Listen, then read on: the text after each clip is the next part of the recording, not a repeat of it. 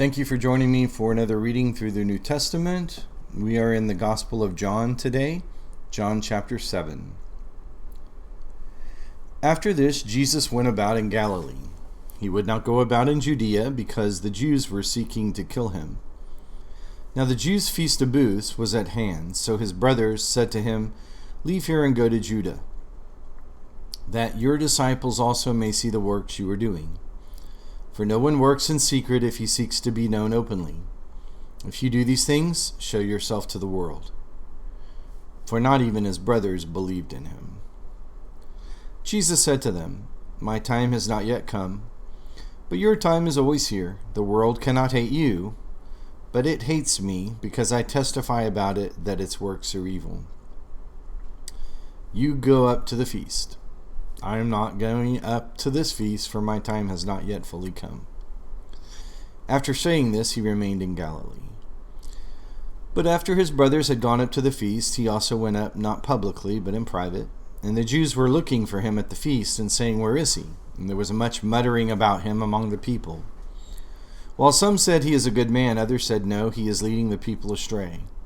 Yet for fear of the Jews, no one spoke openly of him. About the middle of the feast, Jesus went up into the temple and began teaching.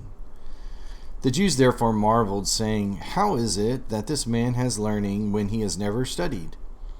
So Jesus answered them, "My teaching is not mine, but his who sent me. If anyone's will is to do God's will, he will know whether the teaching is from God or whether I am speaking on my own authority. The one who speaks on his own authority seeks his own glory. But the one who seeks the glory of him who sent him is true, and in him there is no falsehood. Has not Moses given you the law? Yet none of you keeps the law. So why do you seek to kill me?" The crowd answered, "You have a demon. Who is seeking to kill you?" Jesus answered them, "I did one work, and you all marvel at it. Moses gave you circumcision, not that it is from Moses, but from the fathers, and you circumcise a man on the Sabbath. If on the Sabbath a man receives circumcision, so that the law of Moses may not be broken, are you angry with me because on the Sabbath I made a man's whole body well? Do not judge by appearances, but judge with righteous judgment." Some of the people of Jerusalem therefore said, "Is not this the man whom they seek to kill? And here he is, speaking openly, and they say nothing to him. Can it be that the authorities really know that this is the Christ? But we know where this man comes from, and when the Christ appears, no one will know where he comes from." So Jesus proclaimed as he taught in the temple, "You know me, and you know where I come from.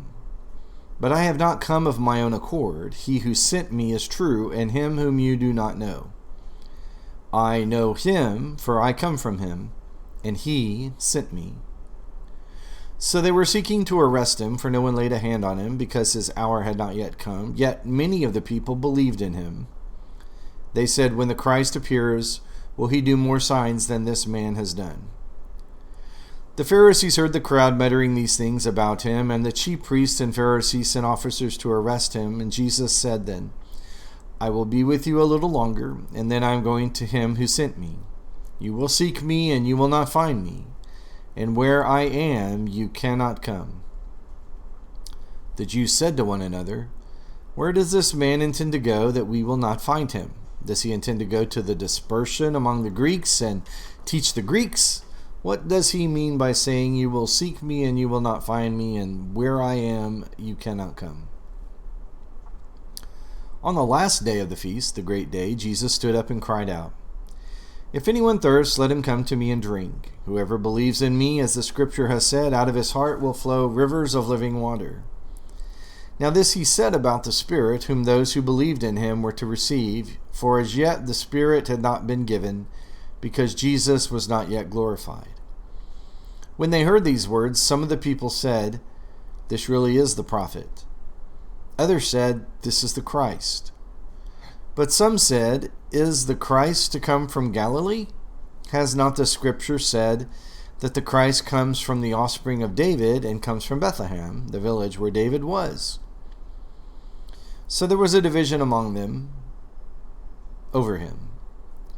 Some of them wanted to arrest him, but no one laid hands on him. The officers then came to the chief priests and Pharisees, who said to them, "Why did you not bring him?" And the officers answered, "No one ever spoke like this man." The Pharisees answered them, "Have you also been deceived?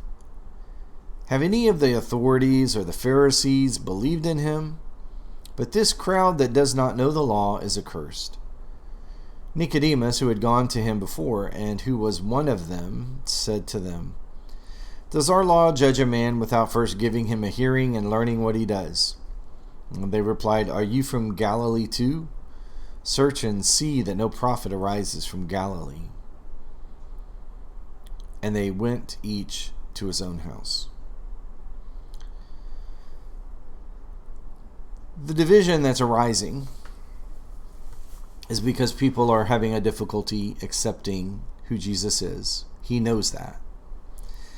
And he declares very clearly in verse 38, "Whoever believes in me, out of his heart will flow rivers of living water." He is offering everyone a life that will be eternal, that will never go away. It will be something we will always have in our faithfulness.